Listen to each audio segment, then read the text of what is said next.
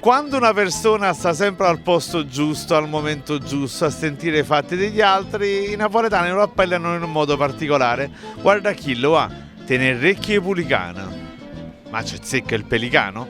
Vediamolo assieme. Quando uno ascolta sempre con attenzione, Tenerrecchie, è Pulicana. quando uno sta sempre a sentire i fatti tutto quanto, Tenerrecchie, E pulicana. Tenerrecchie, E pulicana. E pulicana. e c'entra il pellicano secondo lei in questo caso? No, L'uccello.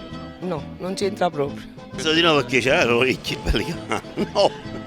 E perché si dice Tenerrecchie Pulicane? C'entra il pellicano forse? C'entra sicuramente il pellicano, non so perché, ma sicuramente c'entra il pellicano. Il pellicano sì e no.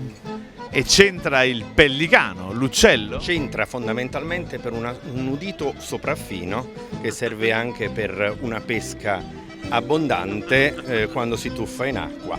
Chiarisco subito, il pellicano non ci azzecca affatto. Prima di tutto perché non è affatto dimostrato che il pellicano abbia un udito particolarmente sensibile rispetto agli altri uccelli, anzi gli uccelli non hanno proprio orecchie, quindi.